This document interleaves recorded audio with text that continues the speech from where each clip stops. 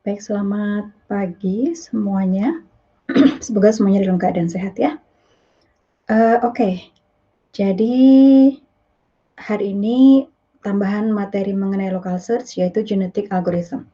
Oh ya, ini baru 32 ya yang bergabung. Oke, jadi kita kemarin hari Senin sudah belajar hill climbing search dengan berbagai variasinya. Steepest ascent, kita bangkitkan semua tetangga untuk kemudian memilih yang lebih baik. Sideways move, sama seperti steepest ascent, kita membangkitkan semua tetangga untuk kemudian memilih yang lebih baik, boleh sama. Kemudian, tapi dalam ini tertentu ya, jumlah tertentu, sekian kali gitu, boleh sama sekian kali gitu. Ada batasannya, tidak selalu gitu, karena kalau selalu ya nanti khawatirnya jadi tidak pernah berpindah tempat. Oke, kemudian yang berikutnya adalah random restart. Random restart itu sebetulnya kita seolah-olah mengulang. Ketika kita sudah sampai pada lokal optima, nggak ada lagi nih yang lebih bagus. Maka kan selesai itu kalau hill climbing, sudah tidak ada lagi yang lebih bagus, selesai. Nah, kita mulai lagi seolah-olah mulai dari awal lagi dengan random yang baru. Nilai kombinasi nilai variabel-variabel tersebut dengan nilai yang baru untuk kemudian diulang lagi proses hill climbing-nya. Nah, untuk yang stokastik, dia tidak membangkitkan semua tetangga, tapi secara random membangkitkan sebuah tetangga. Ya, tapi yang diambil tetap yang lebih baik. Kalau hill climbing idenya begitu, yang diambil yang lebih baik. Oke. Tapi jadi kalau stokastik misalnya ketika membangkitkan sebuah tetangga nilainya lebih buruk, ya nggak diambil gitu. Tidak menggantikan current state-nya. Kemudian dia akan mengulang lagi sampai jumlah repetisi yang diinginkan atau iterasi yang diinginkan.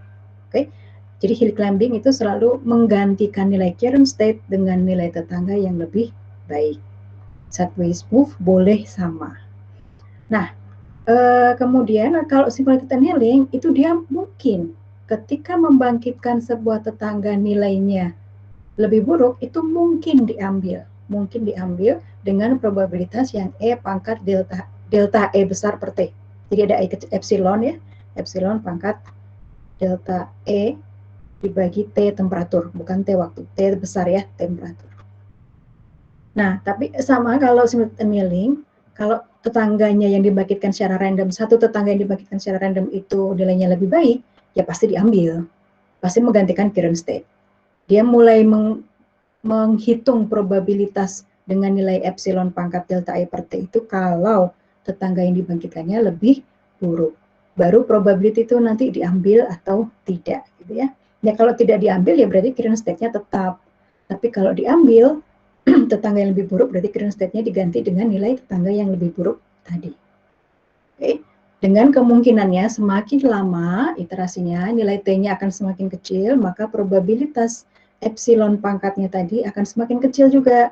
Makin kecil, maka kemungkinan untuk diambil menggantikan nilai current state, nilai tetangga yang lebih buruk tadi akan semakin kecil peluangnya. Oke. Nah, sekarang kita masuk yang genetic algorithm. Jadi, di sini kita berbicara mengenai beam search ya. Beam search itu idenya adalah seperti yang hill climbing. Jadi kita itu melakukan pencariannya itu mengarah ke tetangga-tetangganya saja yang dekat dengan current state, gitu ya. Nanti Anda mungkin juga mengenal grid search, gitu ya. Grid search itu artinya semua kombinasi itu dicoba, semua kombinasi dicoba. Kalau grid search dan tentunya ketika melakukan eksperimen, misalnya ada parameter-parameter yang harus diganti-ganti gitu ya. Kalau dengan grid search itu berarti kombinasi semua parameter yang mungkin itu dicoba semuanya. Nah, itu bedanya dengan yang beam search. Kalau beam search lebih terarah gitu, maksudnya terarah dari yang current state-nya. Dia mencarinya hanya yang di sekitar current state-nya. Nah, genetic algorithm masuk di situ. Dia sebetulnya mirip seperti yang random restart hill climbing. Jadi, yang utama yang membedakan hill climbing search, simulated annealing search dengan genetic algorithm adalah kita mulainya sudah langsung banyak kemungkinan kombinasi variabelnya. Oleh karena itu kita punya yang namanya populasi ini. Kalau hill climbing kan saya mulai itu tidak dengan assignment kosong gitu ya. Semua variabel saya itu sudah saya isi dengan nilai. Simulated learning juga begitu. Semua variabel saya sudah saya isi dengan suatu nilai. Kalau Anda ingat lagi backtracking search yang Anda pelajari di strategi algoritma, kita kan mulainya satu-satu ya. Mulainya inisialisasinya ya semua variabel kosong, belum diberi nilai. Baru kemudian pilih satu variabel, kita coba isi dengan nilai. Nanti pilih variabel berikutnya, coba isi dengan nilai. Oh, melanggar batasan, maka kita backtrack, menggantikan yang variabel pertama tadi. Gitu ya, itu kalau yang backtrack. Nah, kalau yang hill climbing dengan simulated annealing, di awal kita sudah mulai semua variabel, itu sudah ada isinya semua, sudah ada nilainya semua. Hanya mungkin masih ada yang melanggar batasan untuk kemudian secara lokal kita coba ganti yang melanggar batasan itu nilainya supaya memberikan nilai yang lebih baik, yang tidak melanggar batasan. Oke, nah kalau genetic algorithm semua variabel juga sudah diberi nilai, tapi banyak kombinasinya. Jadi satu individu dalam populasi itu adalah kumpulan variabel yang sudah diberi nilai. Jadi satu kombinasi kumpulan variabel dengan nilai itu satu individu. Nanti ada individu lainnya lagi yang punya kumpulan variabel juga yang sudah diberi nilai juga. Nah, begitu seterusnya. Jadi seperti random restart, tapi barengan gitu, dilakukan secara paralel. Kalau random restart kan sekuensial ya. Saya mulai sebuah kombinasi, gagal, coba lagi, restart lagi, coba kombinasi yang lain. Kalau ternyata setelah beberapa iterasi gagal lagi, coba lagi. Itu kalau yang random restart, sekuensial dia. Kalau yang genetic algorithm langsung paralel. Semuanya sekian populasi yang sudah ditentukan di awal oleh pembuat program tentunya itu akan membangkitkan kombinasi nilai-nilai variabel. Ya. Oke, nah dari populasi tersebut maka yang perlu dilakukan adalah cari bobot dengan fitness function. Seberapa bagus sih individu ini, gitu ya? Ada juga sudah di slide kuliah, di videonya juga sudah ada. Cara menghitungnya itu dengan contohnya dengan n-queens. Nah, nanti tugas kecil Anda, itu nanti Anda bisa menentukan fitness function-nya untuk permainan Simplexity itu sebaiknya bagaimana. Nah, kehadiran hari ini itu dihitungnya dari Anda memberikan komentar. Jadi saya sudah membuka diskusi di IF 31703. Jadi Anda cukup nulis saja, saya sudah baca gitu maksudnya. Sudah membaca spesifikasi tugas kecil 1 yang ada di IF 3170 paralel kelas. Ya, sudah ada spesifikasi tugas kecil di situ. Dan daftar hadirnya ini saya buka sampai jam 9 malam. Jadi kalau saya baru sempatnya habis ini ada kuliah, nanti ada kuliah lagi sampai sore misalnya gitu ya. Anda baru sempatnya nanti boleh sampai jam 9 malam. Ya. Nanti masih dihitung hadir untuk membaca spesifikasi. Baca saja. Nah, nanti di dalam spesifikasi tugas kecil itu ada tautan source code yang perlu Anda eksplorasi, kemudian ada tautan untuk bertanya, dan tautan untuk mengumpulkan kelompok. Tugas kecilnya dilakukan berdua-berdua ya, boleh lintas kelas. Karena boleh lintas kelas itulah makanya diletakkannya di paralel kelas, karena mengumpulkannya cukup salah satu, nggak perlu setiap anggota nggak perlu mengumpulkan, cukup salah satu anggota saja yang mengumpulkan nanti. Oke, jadi nanti silakan dibaca. Kalau ada pertanyaan, Anda tuliskan di FAQ-nya. Nanti ada linknya juga di spesifikasi, bisa Anda akses dari sana. Oke. Nah, jadi setiap individu tadi diberi bobot atau nilai gitulah, seberapa baik sih sebetulnya individu tersebut. Gitu ya. Contohnya untuk yang n-queens, kita melihat dengan posisi nilai setiap variabel queen-nya seperti ini. Queen 1 di baris berapa, queen 2 di baris berapa, queen 3 di baris berapa, itu menunjukkan berapa banyak queens yang tidak saling attack. Yang tidak saling attack. Nah, semakin besar tentunya semakin baik. Oleh karena itu, inginnya dalam genetic algorithm itu adalah ketika kita sudah membangkitkan populasi, kita bisa milih yang bagus-bagus saja. Untuk kemudian nanti dilakukan perbaikan-perbaikan sehingga pada akhir iterasi dari genetic algorithm kita mendapatkan individu yang sangat baik. Tentunya harapannya kita mencapai global optimum ya, yang tidak melanggar semua batasan. Oke. Nah, setelah kita menghitung bobot atau nilai setiap individu dengan fitness function yang kita tentukan, kalau dalam N-Queens itu adalah banyaknya ratu yang tidak saling menyerang, kemudian kita memilih berikutnya untuk jadi parents atau induk. Oke. Nah, memilih parents atau induk ini karena apa? Kan kita maunya melakukan evolusi gitu. Jadi nanti mau disilangkan atau dikawinkan antara individu-individu terpilih tadi. Nah, cara memilihnya itu caranya macam-macam. Kalau di slide kuliah dan di video kuliah itu pakai roulette wheel atau pita gitu ya. Jadi setiap nilai yang sudah ada di bobot ini, prosentasenya itu diletakkan di roulette wheel-nya. Oke, untuk kemudian roulette wheel-nya diputar secara random, oh dia jatuhnya di angka 75% misalnya ya. Kalau 75% itu kira-kira jatuhnya di individu yang keberapa? 1, kedua, ketiga, atau keempat. Berarti itu terpilih 1. Nanti roulette wheel-nya diputar lagi. Nah, pemutarannya sebanyak individu yang mau dipilihnya berapa, gitu ya.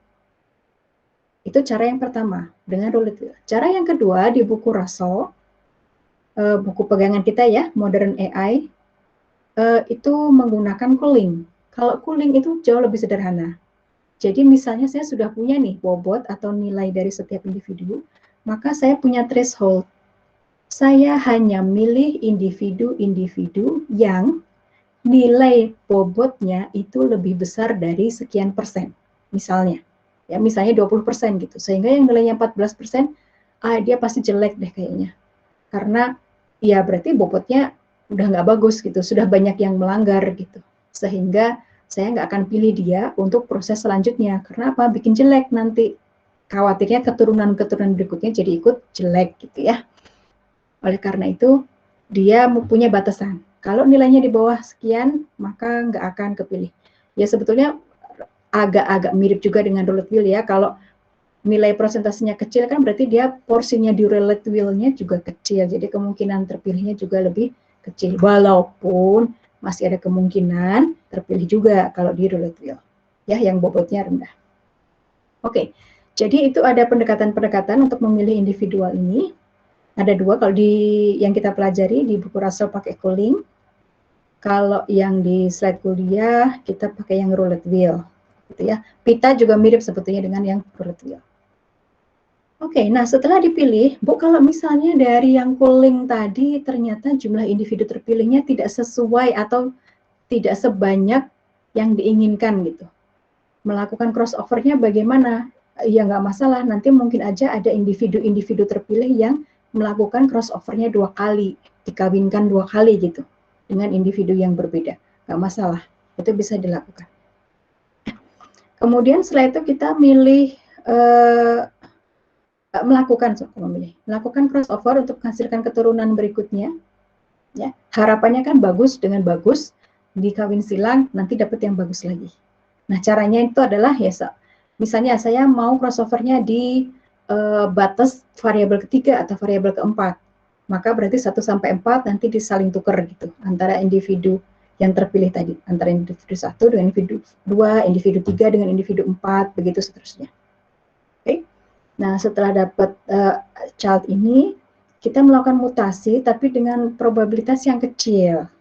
Harapannya anaknya itu sudah bagus. Jadi kalau probabilitas untuk melakukan mutasi sebuah variabel, jadi sebuah variabel nilainya kayak diganti gitu, ya, dimutasi. Sebuah variabel nilainya diganti dengan probabilitas yang kecil, itu tetap terjaga bahwa kualitasnya ini karena dari parents-nya bagus, hasil mutasinya itu tidak membuat lebih buruk gitu, harapannya begitu ya. Oleh karena itu probabilitasnya cukup rendah untuk melakukan mutasi ini. Oke. Walaupun mungkin saja dengan melakukan mutasi justru dia bisa lebih cepat gitu untuk dapatkan individu yang baik. Nah, kalau sudah, maka kita punya populasi yang baru nih, yang anak-anaknya tadi, hasil crossover dan mutasi dengan probabilitas yang kecil. Mungkin mutasi, mungkin tidak, gitu ya. Maka kita punya populasi baru. Nah, ketika mendapatkan populasi baru dan belum batas iterasi, maka kita hitung lagi, mulai dari awal lagi. Setiap individu hitung lagi bobotnya berapa dengan fitness functionnya, lalu pilih lagi, begitu seterusnya. Kriteria berhentinya gimana? Misalnya, oh individunya sudah relatif nggak berubah, gitu ya, bobot-bobotnya relatif nggak berubah, atau memang sudah sampai iterasi tertentu. Saya mau sekian kali repeat gitu. Nah, nanti kalau sudah beres, kan kita punya sekian sejumlah individu ya dalam populasi itu, ketika iterasinya sudah selesai, kita pilih satu yang paling baik, bobotnya atau nilainya sesuai dengan fitness function yang sudah kita tentukan. Baik, kalau ada yang sama ya berarti bebas saja pilih salah satu, gitu ya. Kira-kira itu ada pertanyaan dulu? Silakan, kalau misalnya Bu saya masih belum paham ini maksudnya caranya gimana atau bagaimana, silakan. Bu, saya mau tanya. Ya.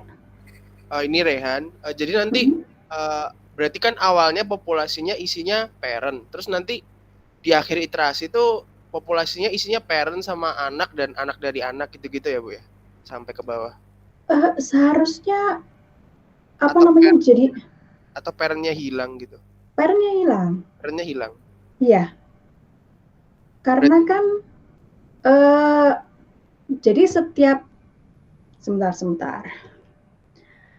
Populasinya itu selalu kita ganti dengan populasi baru gitu ya. Nah, populasi baru itu dihasilkannya, menambahkannya apa yang ditambahkan ke populasi baru? Anaknya. Oh iya.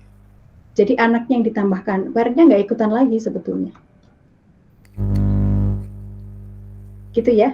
Iya. Terus tanya lagi Bu, itu kan kalau nggak salah tadi pas nge-crossover itu dipilih random batasnya gitu kan ya? Sebentar, crossover. Iya, yang pas crossover. Maksudnya memilih potongannya yang nyambungnya itu. Oh, oke. Itu kan random ya Bu ya tadi kalau nggak salah di video. Atau boleh ya, boleh random. Nah, tapi jadi tidak ada batasan bahwa harus di gen apa istilahnya ya, tidak harus di variabel yang ketiga, harus variabel yang keempat, itu enggak sebetulnya. Oh, nah itu kalau random gimana kita bisa mastiin kalau anaknya itu nanti bakal lebih berkualitas gitu dari parentnya? Nah, oleh karena itu harapannya, karena dua-duanya itu lebih berkualitas, individu parentnya itu harapannya nilainya sudah bagus, di crossover pun harapannya tentu lebih bagus. Gitu ya, itu harapannya tentunya. Nah, tapi seperti Anda tahu juga yang namanya local search, itu kan kemungkinan kita sampai ke lokal optima kan ya. Iya. Jadi kemungkinan itu memang ada gitu. Hanya dengan banyaknya individu, kalaupun dia lebih bagus, kalaupun dia lebih buruk dari parentnya, itu nanti dia kan tidak terpilih berikutnya. Oh iya. Harapannya sih begitu gitu ya. Jadi selalu yang terpilih untuk iterasi berikutnya selalu yang nilai weight atau bobotnya itu yang bagus. Oke. Terima kasih. Tapi memang ada kemungkinan. Oleh karena itu biasanya kita itu tidak melulu random gitu ya. Jadi ada random, tapi boleh juga kita kemudian memasukkan batasan. Random tapi misalnya ya, tapi yang begini gitu. Random tapi tidak melanggar batasan bahwa tidak boleh jadi diagonal yang sama, misalnya seperti itu. Ya walaupun itu nggak Anda tambahkan di GA juga nggak apa-apa, itu tetap GA gitu. Berarti itu ya kayak boleh dimodifikasi gitu ya. Kayak ngemutasinya mungkin ntar dikasih gimana lah caranya biar lebih bagus gitu. Iya, mutasinya juga mutasi gitu. Oleh karena itu mutasinya pun biasanya probabilitasnya sangat kecil. Ya, probabilitasnya sangat kecil. Karena kalau harapannya sih kalau parentnya udah bagus, anaknya jadinya relatif bagus juga, ngapain dimutasi lagi, khawatirnya lebih buruk. Tapi tentunya kenapa kalau dilakukan mutasi? Ya karena di alam mungkin memang seperti itu. Di alam itu mungkin terjadi mutasi, walaupun dengan probabilitas yang sangat kecil, gitu ya. Tentunya mutasinya bisa lebih baik, bisa lebih buruk, harapan kita tentunya bisa mendapatkan yang lebih baik. Tapi kalaupun lebih buruk, mestinya dia nanti tidak akan terpilih nih di iterasi-iterasi berikutnya. Kalau buruk ya, kalau lebih buruk tapi masih di atas threshold fitness function kita sih ya masih mungkin terpilih sih. Gitu ya? Iya, Bu. Oke, ada lagi? Bu? Ya. Masih mirip dengan skenario Rehan tadi. Gimana kalau misalnya dari semua anak yang dihasilkan, itu sama dengan dan mutasinya itu nggak ada yang lebih baik dari parentnya, berarti nggak ada yang dipilih gitu. Tidak ada yang lebih baik, maksudnya jadi begini, di populasi yang kalau ini pakai cooling ya, kalau milihnya cooling ya, jadi kan populasi kita yang baru itu pasti anak-anaknya ya. Ketika masuk iterasi berikutnya, saya punya populasi yang isinya adalah anak-anak itu semua. Nah, si anak-anak ini kemudian dihitung lagi bobotnya pakai fitness function. Kalau pakai cooling dan ternyata tapi kan kita pakai itunya proporsi ya. Maksud saya begini. Sebentar, saya buka dulu, saya stop screen yang ini. Saya buka yang ini dulu.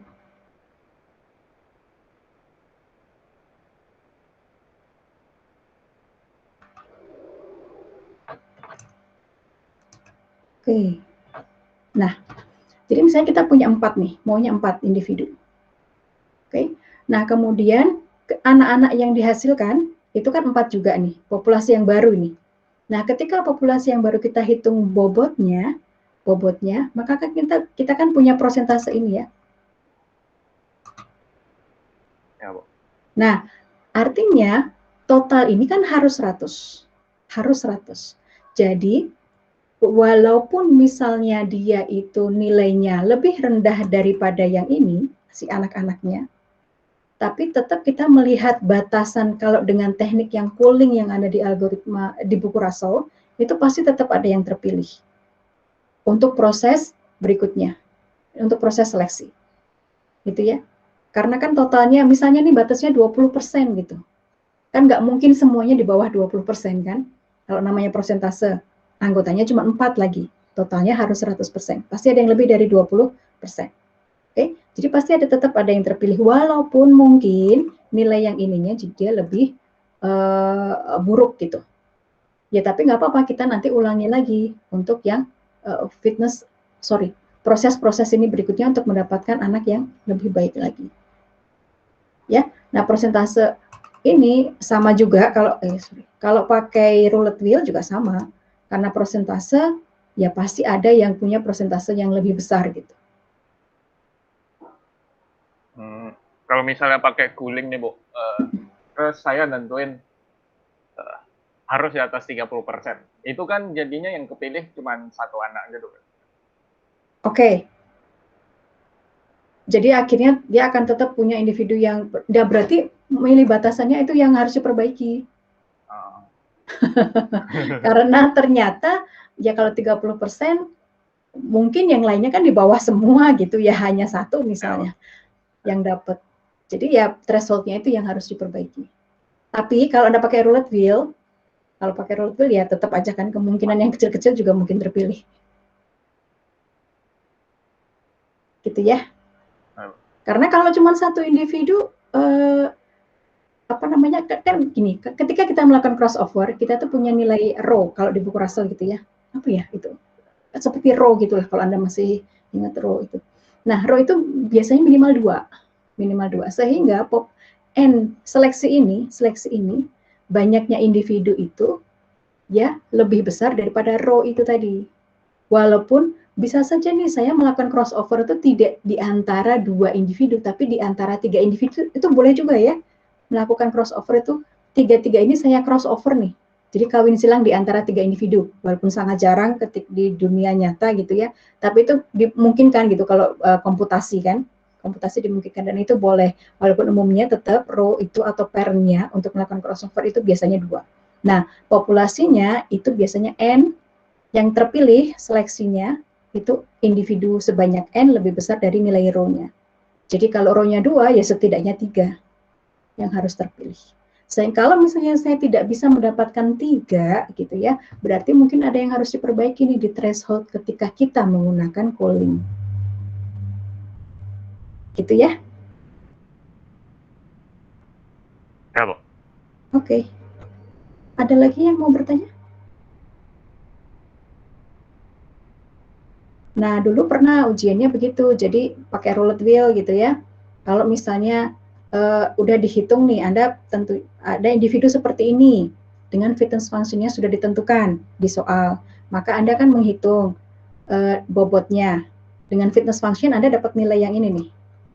Oke, setelah dapat nilai yang ini, maka yang perlu Anda lakukan berikutnya adalah melakukan pengubahan ke persentase. Oke, 24 dibagi dengan total ini semua 31%, 23 dibagi dengan ini semua dapat 29%, 20 dibagi total 24 tambah 23 tambah 20 tambah 11 dapat 26%. Oke. Nah, yang persennya ini yang baru diletakkan di roulette wheel. Baru setelah itu nanti di soalnya roulette wheel yang diputar pertama jatuhnya di angka 50%. 50% berarti di mana? Berarti individu kedua yang terpilih kan kalau 50.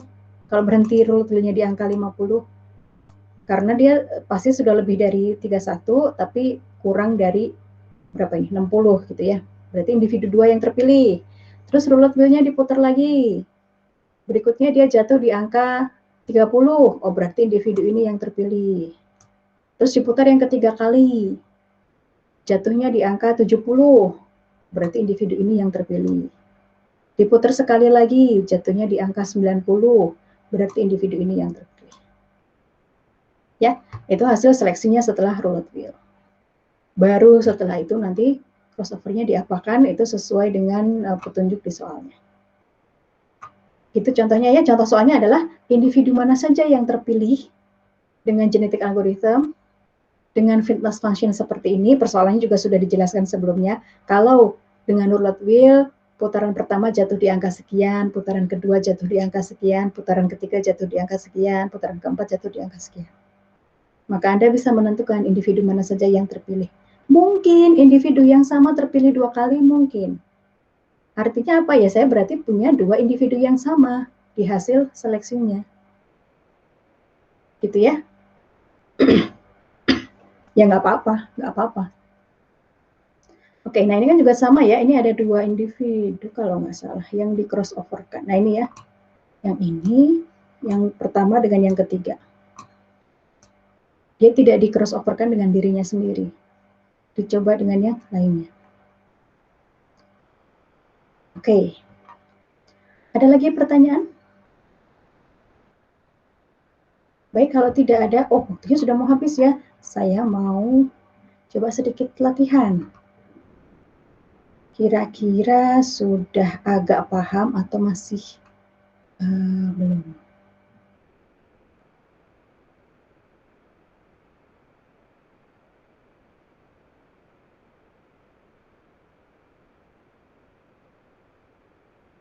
Oke.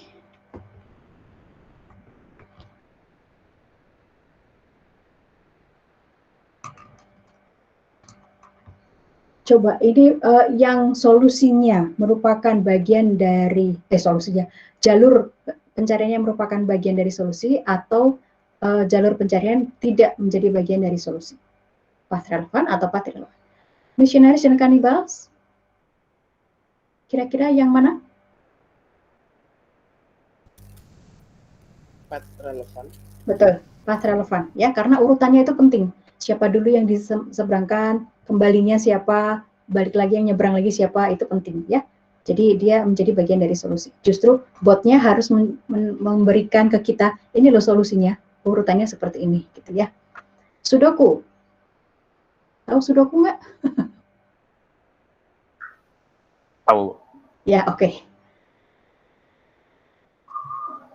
Jadi relevan atau irrelevan? Irrelevan. Irrelevan, betul. Rubik's Cube?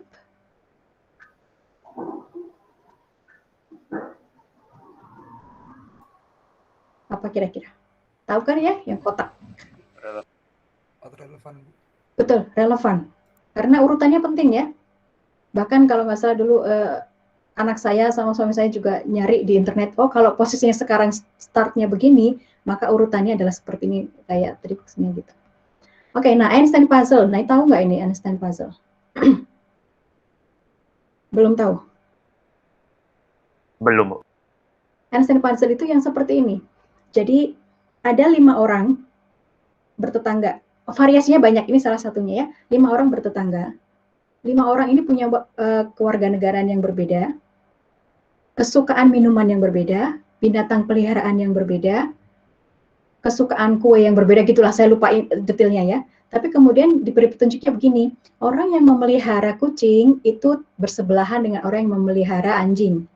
Kemudian orang yang suka minum kopi itu dia bersebelahan dengan orang yang sukanya minum apa. Nah, mereka punya warna rumah yang berbeda-beda. Nah, orang yang rumahnya warna kuning itu rumahnya yang paling kiri misalnya. Kemudian orang yang berkebangsaan Indonesia, dia berada di rumah yang paling kanan. Nah, intinya dari petunjuk-petunjuk tadi, akhirnya Anda bisa menentukan, oh rumah paling pertama itu rumahnya orang berkebangsaan apa, suka minum apa, binatang peliharaannya apa. Nanti tetangganya juga begitu, warna rumahnya apa, kebangsaan apa, suka minum apa, binatang peliharaannya apa. Itu contohnya Einstein puzzle.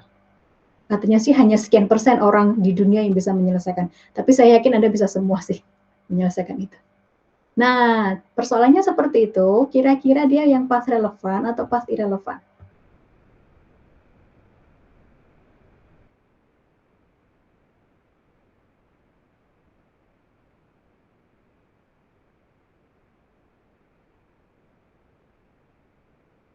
Bingung?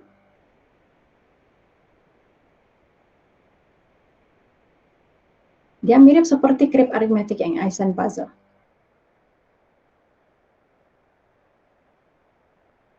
Jadi urutan kita, karena kan tujuannya adalah mendapatkan tetangganya siapa gitu ya.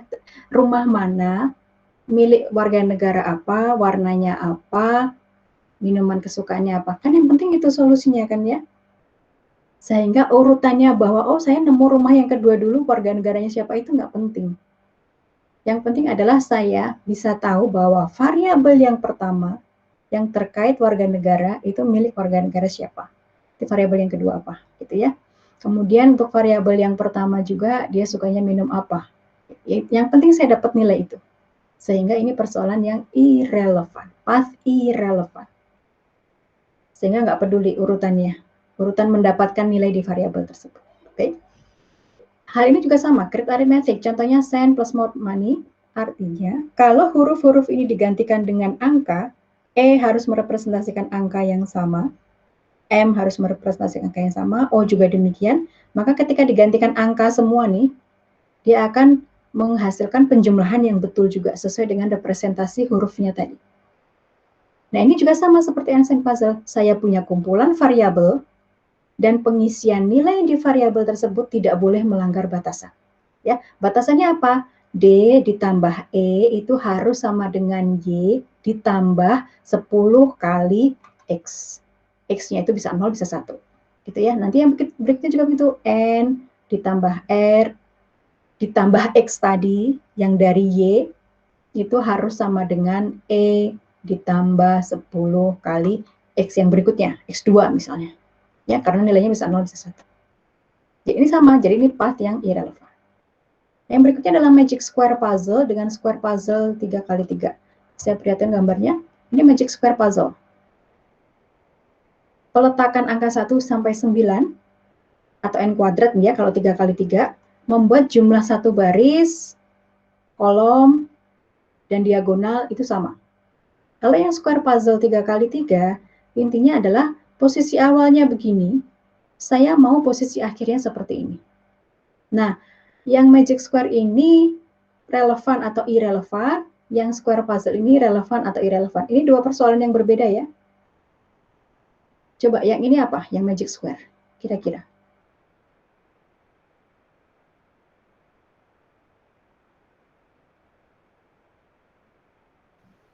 Magic square kayaknya irrelevan.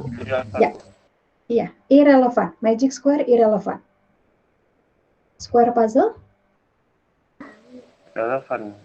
Betul, relevan. Karena dari posisi awal ini, jadi biasanya yang dihitung bergerak itu kan yang abu-abu ini kan ya.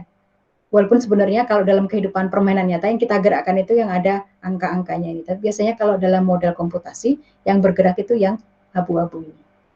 Nah, urutan pergerakannya itu penting. Ini mestinya kalau nggak salah pernah ada di strategi algoritma. Ini adalah bagian dari solusi ini. Yang abu-abu ini saya gerakkan kemana dulu, berikutnya kemana dulu, berikutnya kemana, supaya nanti saya akhirnya bisa punya posisi yang seperti ini. Oke.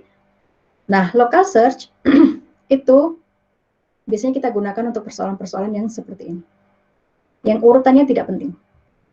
Einstein puzzle, create arithmetic, sudoku, itu biasanya kita gunakan local search. Oke. Nah, ya nggak apa-apa sedikit lagi ya.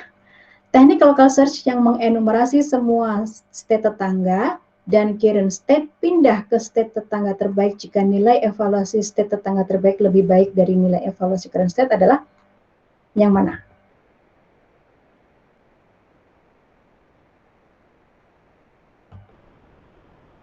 A, B, C. Jawabannya boleh lebih dari satu, boleh salah semua, boleh betul semua. Salah satu, salah dua, salah tiga, atau salah nol.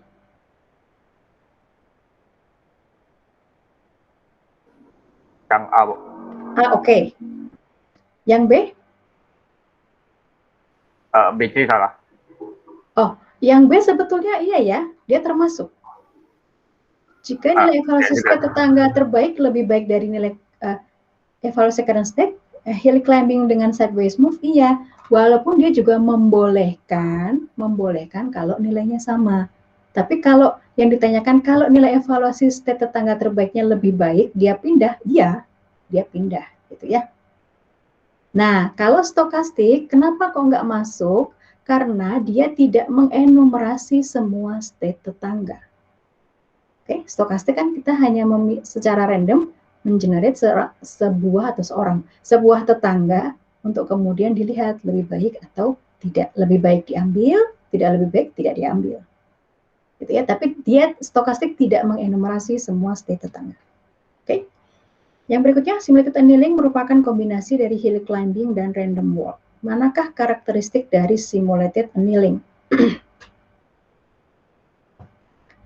Sama seperti tadi, salah satu, salah dua, salah tiga, atau salah nol. Yang benar yang mana?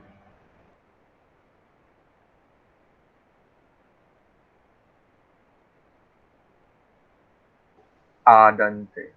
Ya, betul. A dan C. Ini salah satu contoh soal UTS ya. Tapi karena sudah saya berikan, mungkin nggak keluar lagi nanti di UTS.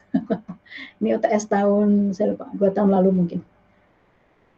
Ya, jadi yang A, oke. Jika penurunan temperatur T-nya cukup lambat, simulated annealing menjamin akan menemukan optimum global dengan peluang mendekati 1. Ini ada juga di slide kuliah. Yang ini salahnya adalah peluang yang membesar secara eksponensial untuk memilih state tetangga yang lebih buruk. Harusnya mengecil, ya. Jadi simulated annealing memiliki peluang yang mengecil untuk memilih state tetangga yang lebih buruk. Yang C betul, karena SA membangkitkan secara random satu tetangga.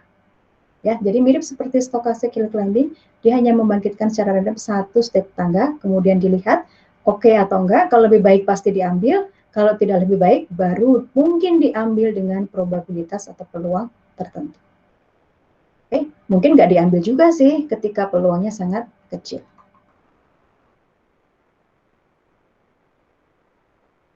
Oke, sekarang jam 5.41 lagi, satu lagi ya. Jika current state dalam persoalan N ratu adalah 3232 seperti ini ya. Oh, ini satunya dari atas ya. 1, 2, 3, 4. Jadi 3, 2, 3, 2. Dengan H5 seperti ilustrasi ini, steepest ascent hill climbing dijamin akan mencapai global minimum tepat dalam 2 perpindahan state. Oke, caranya adalah Anda kan terus ngecek gitu ya. Mana yang dipilih berikutnya. Jadi ngitung tetangganya. Kalau yang 3 ini, ratu pertama dipindah ke baris kedua, maka nilai H-nya jadi berapa? Oke. Nanti kalau dipindah lagi ke atas, nilai H-nya jadi berapa? Nah, nanti kalau sudah, hal yang sama juga untuk ratu kedua. Dipindah ke atas, nilainya berapa? Ini kalau 5, dari mana?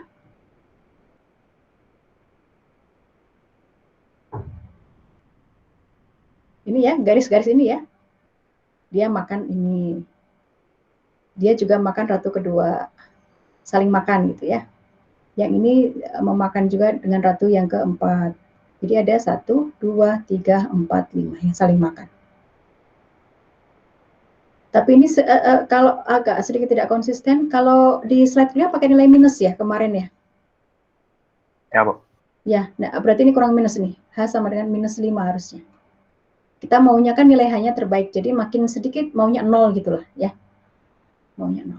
Ini kurang minus 5 nih. Oke, nah kalau stochastic hill climbing ataupun simulated annealing akan mencapai global minimum dengan 2 atau lebih perpindahan state. Kira-kira apa ya yang mempengaruhi? Kok mungkin bisa 2, mungkin bisa lebih dari 2? Anda nanti bisa coba kalau Steeples Ascent 2 atau enggak. Silahkan dicoba nanti ya. Kira-kira apa ya penyebabnya?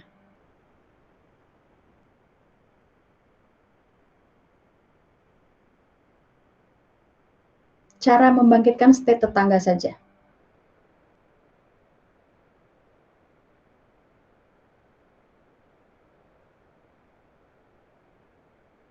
Ada yang punya deh?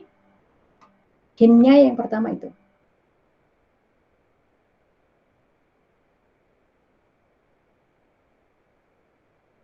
Ada? Cara membangkitkan state tetangga?